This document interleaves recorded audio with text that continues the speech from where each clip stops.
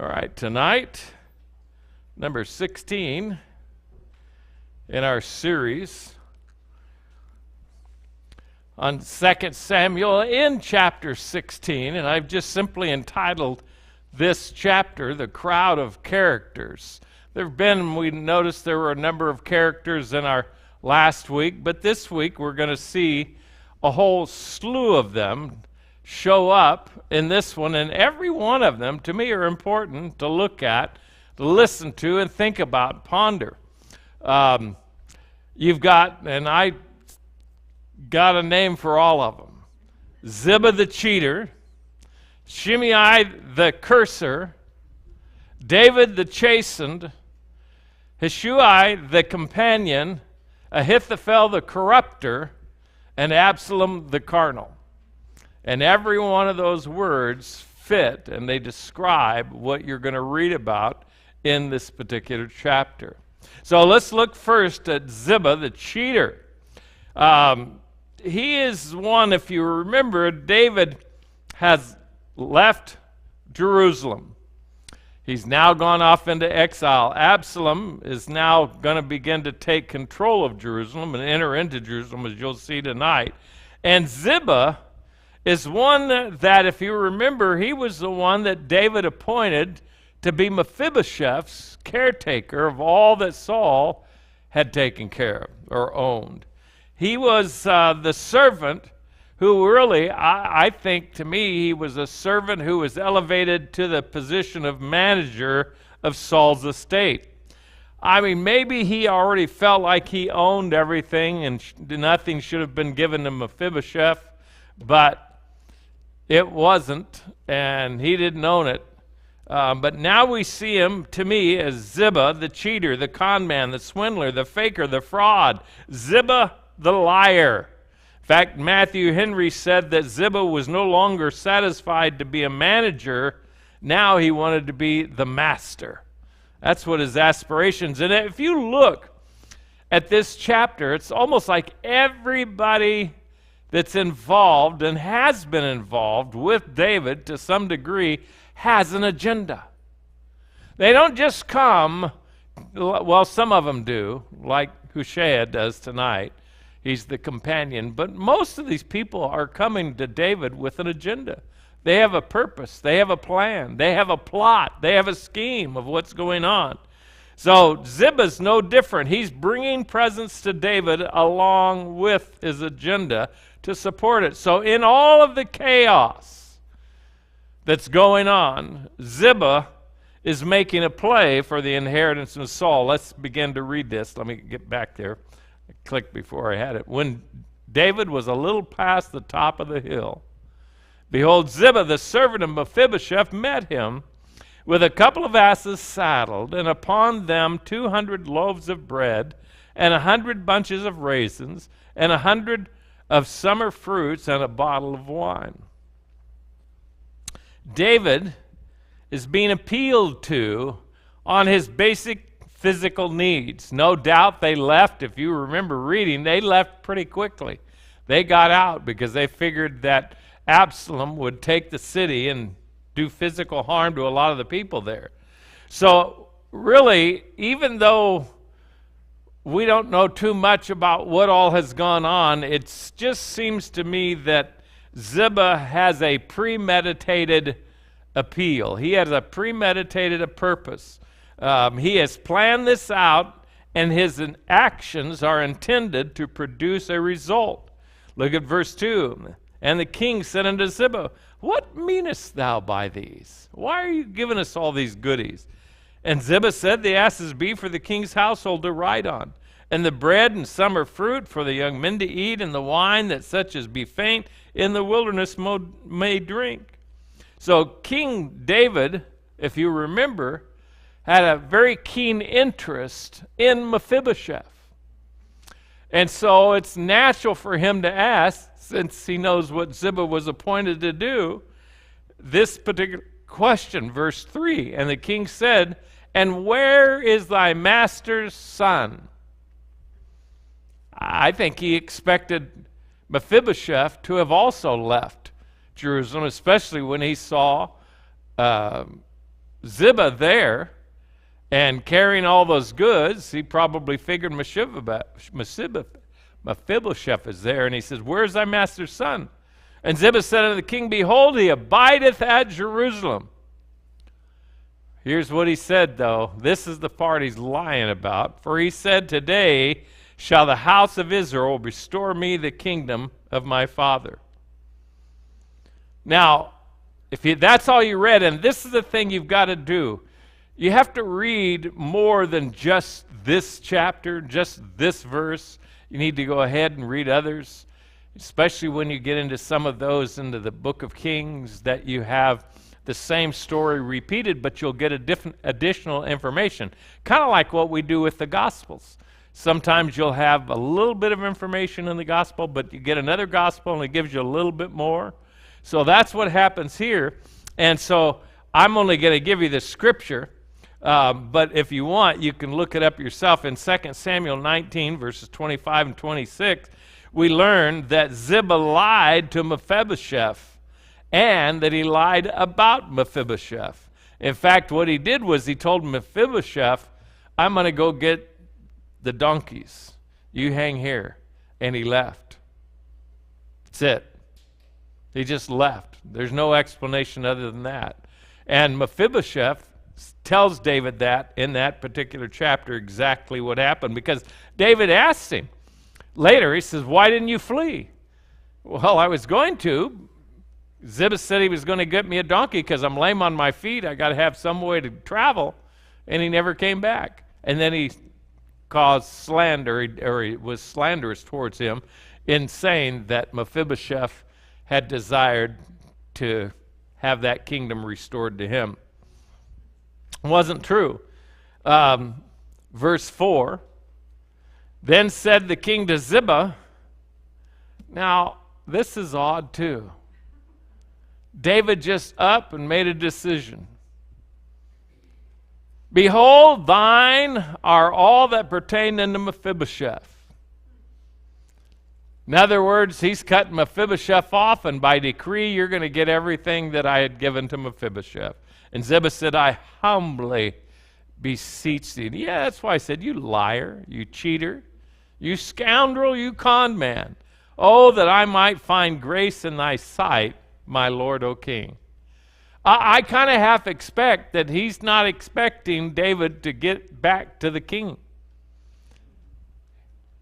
Because if David no longer goes back to that kingdom and he no longer rules, then he's safe. But if David gets back there, all the lies that Ziba's told are going to be found out. Well, David fell prey to the con man. What happened to the man who sought counsel of the Lord? What happened to the man who remembered that covenant between he and Jonathan, and he asked the question, "Are there any of the house of Saul or Jonathan that I may show him kindness for Jonathan's sake?" Well, he sure was quick to withdraw it. To me, I see, and I'm going to be a little different because I read after these guys that I epitomize as some of the great commentators, but to me, I differ. I don't see David being really of sound mind in this position. I see him being disturbed a great deal and making rash decisions that are not right. This was not a right decision. David, I think, is down and feels cast aside. And that's why I think that Ziba took that opportunity to show him kindness, and that would cause him, because David's down and out. Everybody's rejecting him. The men have gone away from you. They like Absalom better, David. And then here comes along some guy, and he just pours out all these gifts to David. What does David do immediately? Oh, this guy likes me. This guy appreciates me. It sets him up to fail. And that's exactly what happened. I think David's state of mind is not one of confidence, which normally we find him in. But it is one that I think that he's full of the feelings of guilt and shame. I think that he's still carrying around very much the guilt and shame because of what Nathan told him, that out of your house. And he's just waiting for that shoe to drop, and it's going to drop in this chapter. What you did in the dark, God's going to bring to light in front of everybody. And that, I think, is part of David's being cast down and bothered. Let's go from verse 5 to verse 9, where we find Shimei the cursor. If you know the story of here, this man was of the house of Saul, and the emotions of this man, I mean, really, you read this, they really came from his soul. I mean, he really is in bitterness and anger, and I think they are in concert with his family. I think that he is representative. He's the guy that all their family is talking about it, and here comes David, and he's been kind of booted out of Jerusalem, and here comes Shimei. And what happens? And when David came to Bahurim, behold, thence came out a man of the family of the house of Saul, whose name was Shimei, the son of Gera. He came forth and cursed still as he came. And he cast stones at David and at all the servants of King David, and all the people and all the mighty men were on his right hand and on his left. And thus said Shimei when he cursed, come out, thou bloody man, thou man of Belial. Now, you also have to remember, well, let me just keep going. The Lord hath returned upon thee all the blood of the house of Saul, in whose stead thou hast reigned. And the Lord hath delivered the kingdom into the hand of Absalom thy son, and behold, thou art taken in thy mischief, because thou art a bloody man. Now, I will remind you that David did not kill Saul nor his sons, though they were killed by the Philistines. And in fact, when we read the next verse, verse 9, then said Abishai, the son of Zeruiah, unto the king, why should this dead dog curse my lord the king? Let me go over, I pray thee, and talk to him. No, it's not what he said. Let me go over and take off his head. I mean, if you remember, this is one of David's generals. He was a brave man. He did a lot of things in taking some areas that no one else would do. And, of course, his older brother is Joab, so the two of them were quite a match. Now, while David restrained Abishai from killing him, and he made a vow that he would actually not issue a decree of death upon him, but there's something else that takes place. Here David, and this is where, again, the commentators will say, well, he was very humble, and he allowed him to, he just took it. I think he took it because, again, he was full of shame and guilt. I don't think he took it because he was spiritual. That's where I differ. A lot of people say, well, this was just, and they use this as an encouragement to you and I to take the wrong. Well, I agree. A lot of times we ought to take the wrong that's poured out upon us. But in this particular case, because of what happens later, you can turn it and look it up if you want. It's not going to come up on the screen, but in 1 Kings chapter 2, verses 8 and 9, when David is about ready to die and he's giving Solomon some words, he says, and behold, thou hast with thee Shimei, the son of Gera, a Benjamite of Bahurim, which cursed me with a grievous curse in the day when I went to Mahanaim. But he came down to meet me at Jordan, and I swear by the Lord, saying, I will not put thee to death with the sword. Did you notice he said, he noticed he didn't just curse him, he said it was a grievous curse. And then he says this in 1 Kings 2 and verse 9. Now therefore, hold him not guiltless, for thou art a wise man, and knowest what thou oughtest to do unto him. But his hoary head bring thou down to the grave with blood. What's he saying? Solomon, you're a smart guy. Very wise man. You can figure out how to bring the death penalty against this guy where I couldn't. I made a vow, and I'm not going to break my vow, but that vow doesn't go to you, and it doesn't hold you, and I'm telling you, you figure it out. You can figure it out in a way you don't even stop because he's an old man. You don't let that hoary head go naturally to the grave. You make sure that he goes down to the grave with blood. It's a difference. So David basically was telling Solomon not to show any compassion because of anything that you know about him, his age or whatever it might be. And just as soon as you can, put him to death lawfully. That sounds to me like he may have still been bitter over that he reevaluated what that man Shimei did by throwing rocks, and maybe he thinks now, I should have let Abishai, I should have let him cut off his head. It may have been that there were a lot of repercussions that came and conversations come because of that. Again, a lot of commentaries take a totally different view. One of my favorites, Pink included, think that David in a humble and repentant spirit show the right kind of spirit and even call it an amazing attitude. I'm sorry, I looked at it and I said, I don't think so. I think shame, the guilt, the whole situation, the emotions of it bothered him, and he fell prey to Ziba. He fell prey to Shimei, but later down the road, he recalculates and figures, that man, I shouldn't have made that vow. I should have killed him when I had the chance. That's not telling me that he thought he had a spiritual attitude. You wouldn't change your mind that much. Well, then what do we see from that? From verse 10 to verse 14, we see David the chastened. In 2 Samuel 16, verse 10, the king said, what have I to do with ye sons of Zeruiah? So let him curse, because the Lord has said unto him, curse David. Who shall then say, wherefore hast thou done so? Now, because David said this, doesn't mean that's what the Lord said, because I never see where David prayed. This is his opinion. And that's what he says. And that's what most people just say, well, this is why he knew that the Lord had brought this. Well, the Lord did bring it about, because it happened. But I don't think that was, again, the reason why that David said, well, you know, it's from the Lord, so I'm just going to humble myself. I'd almost call it David was in a particular mood, a defeated mood, and I could have titled this section, David Crushed, rather than David Chastened. You and I, when we get into those frames of mind sometimes, we will let people walk all over us.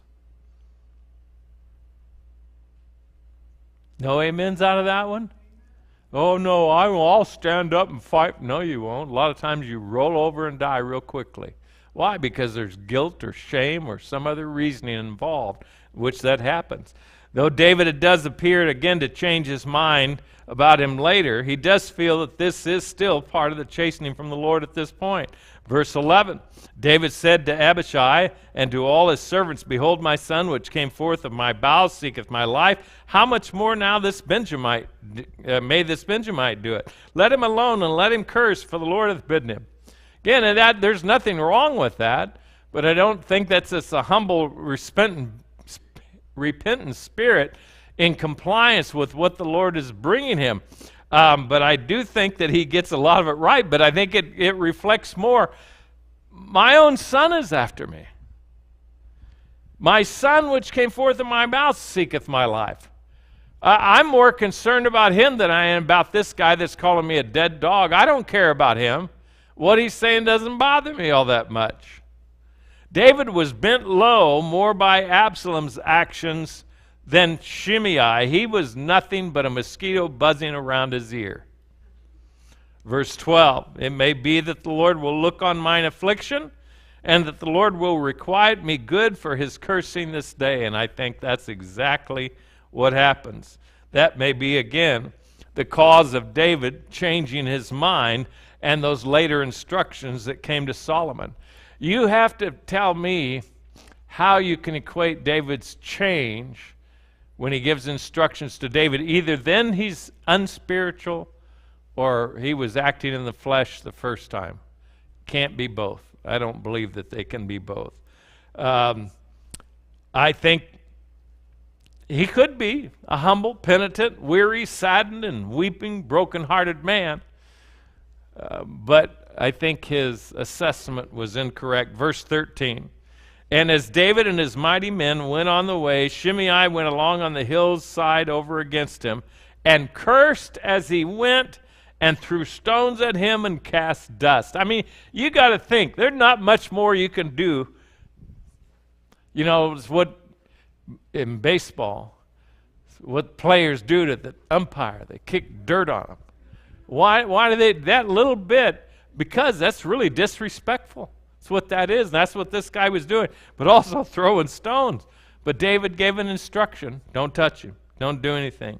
The emotional abuse and the physical distress literally wore them out. Look at verse 14. And the king and all the people that were with him came weary and refreshed themselves there. They got away from this guy. You know, when somebody's beating you up verbally and you're feeling every bit of it, plus the fact that they walked all the way that they had come, plus the fact that they left in a hurry, the fact that, too, they had brought probably very little supplies with them. They're dependent more on other people. But I think it's David's emotional state seems to lead him to make some bad decisions, and one in particular that he appears to later greatly regret. They needed food and they needed rest, and they got that here. A good case is to be made for David's spirit, but we do not know if it was a genuine spirit of contrition or a spirit of depression. I don't know because it doesn't tell me. Then next we find Hushai, the companion. And a companion he truly is and turns out to be. If you remember again, he was introduced to us last time and he wanted to go with David, and David told him, no, go back to Jerusalem. Basically, go back and be my spy. And so that's what we'll read here. And Absalom and all the people, the men of Israel, came to Jerusalem, and Ahithophel with him. Now, that's all it says. That means there's no opposition. There's nobody standing up to fight or keep him out at all. Verse 16, and it came to pass when Hushai the Archite, David's friend, was come unto Absalom, that Hushai said unto Absalom, God save the king. God save the king. Now, again, a lot of commentators say, see, he defected over to Absalom. He did not defect over to Absalom. And you'll see this later, because he's the one who defeats Ahithophel's counsel. He didn't defect at all. Even when Absalom challenges Hushai's decision to stay in Jerusalem, look at verse 17, 18, and 19. And Absalom said to Hushai, is this thy kindness to thy friend? Why wentest thou not with thy friend? In other words, why didn't you run out of Jerusalem like everybody else? And Hushai said unto Absalom, nay, but whom the Lord and this people and all the men of Israel choose, his will I be, and him and with him will I abide. And again, whom should I serve? Should I not serve in the presence of his son, as I served in thy father's presence? So will I be in thy presence. In other words, I'm going to be loyal to whoever the king is. That's what he was saying, and Absalom brought it all. While Ahithophel turned disloyal to David and helped Absalom, Hushai was convincing in his explanation. But he did, in fact, remain David's true companion. 1 Chronicles 27 and 33 says, and Ahithophel was the king's counselor, and Hushai the Archite was the king's companion. Only one stayed true to that explanation, and that was Hushai. While again, Hushai proved himself to be David's companion, Ahithophel now will prove himself to be corrupt and the corrupter of others. In verses 20 and 21, Ahithophel is the corrupter. After that, Absalom looks at Ahithophel and he says, hey, give counsel among you what we shall do. What should we do? Now, this just seems like a very odd piece of advice. It's a very corrupt, a very wily, and a very carnal, and a very worldly piece of advice. What does he tell him? Verse 21, Ahithophel said unto Absalom, go unto thy father's concubines. which he hath left to keep the house. Remember, he'd left 10 of them there? And all Israel shall hear that thou art abhorred of thy father. Then shall the hands of all that are with thee be strong. What kind of logic is that? It's the kind of logic that says that people that are showing allegiance to Absalom are a little hesitant. I mean, he stole their hearts, remember? That's what it said. He stole their hearts, and he's got them. But they also know that this is a father and a son, and what would happen if the father and the son reconciled? Maybe all these men would get tapped into for being insurrectionists and be charged with it and killed for it, because they're the ones that are going to actually carry out Absalom's request and call for war and do the fighting. So it may very well have been that they're fearful enough so that they're not really going to make a full commitment. But once Ahithophel gets Absalom to follow this, and he says, if you do this, they're going to know there's a division between Absalom and his father. No way it's ever going to be reconciled. He is shaming his father publicly. He is doing something so vile that people are going to know. And so with that, hey, we know we're on one side or the other, so make a decision. That's why he said, then shall all the hands of them that are with thee be strong. So from there, then what do we have? To me, this is an awful counsel to give. Now, instead of fighting with David at this time and losing troops, he does something so morally vile that he gains the fear of the people. Now later, God does overturn the counsel of Ahithophel. So when we read, well, we ought to go ahead and read this before we get commenting too much, but Absalom the carnal. So what do? Immediately he apparently accepts the advice of Ahithophel. It kind of, that sounds like a great idea. Can you imagine saying that? Sounds like a great idea. So they spread Absalom, and they're not going to do this without his approval, without his okay, without his sending them to do it. So they spread Absalom a tent upon the top of the house. And Absalom went in unto his father's concubines in the sight of all Israel. Now, I don't think he was having public sex right in front of everybody, but they knew what he was doing when he was taking those women one by one into that tent and showing exactly what he was doing. Again, Absalom followed this wicked counsel, and knowing that he has now stepped far across the line, which may have been what led him later, I should say it may have been what led Ahithophel later to take his own life. Because what you're going to see is Ahithophel got him to follow this advice. The next one, he won't take it. Ahithophel, because everything that this man said, well, let's read it. And the counsel of Ahithophel, which he counseled in those days, was as if a man had inquired at the oracle of God. Now, notice it says, as if. It doesn't say that he had inquired at the oracle of God, because God didn't send him to give this kind of advice or counsel to Absalom. Now, it was what God would work out in his will. But this is what people thought. And the advice that he gave, in other words, whatever he aimed at with his advice, that's what happened. His advice was so good, his advice and he was so well respected that when we get into the next chapter, when it is rejected, you see exactly what he thinks about himself. So insecure that he takes his own life.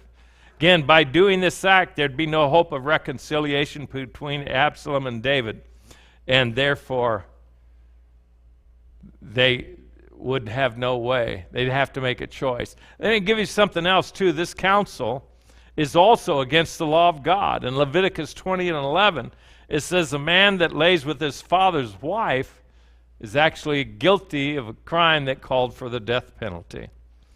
That act would prove to all Israel that Absalom was resolved to remove his father from the throne and rule in his place, and there would be no change. Apparently, again, Absalom wasted no time. It may sound crude and lewd, but it was to shut the door of any hope of reconciliation. Again, the fact that Ahithophel was also related to Bathsheba and must have borne some amount of bitterness and resentment cannot be lost in this story. I can't tell you exactly what part it played, but certainly it seems like, again, because of his relations, that there was something back here that he believed when the opportunity comes. That's why I told you everybody seems to have an agenda. Even Ahithophel, who was an important counselor to David, had an agenda, even with Absalom.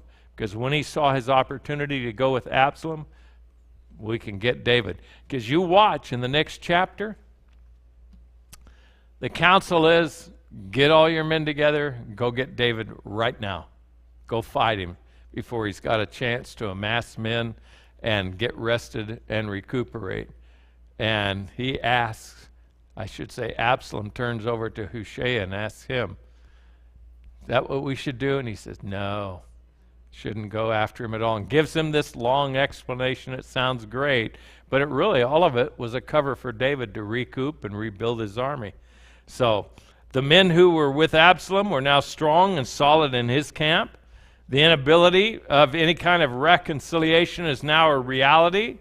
An open display of immorality is now before the nation. There is a new leader, a new administration, and this moral choice has now become a political choice, and the cost of this horrible choice will come to light shortly. It brought to light David's sin, which had been hidden from view. Ahithophel gave counsel that worked for the purpose it was given, but it was never profitable advice in the end. Again, shortly after this, both Absalom and Ahithophel will both be dead. But that's for another chapter. Pray that's been a blessing to you tonight, something to look at. But you talk about drama, and you read this story, you almost shudder to think, were people really that cruel, that horrible, that terrible? Yeah, they were.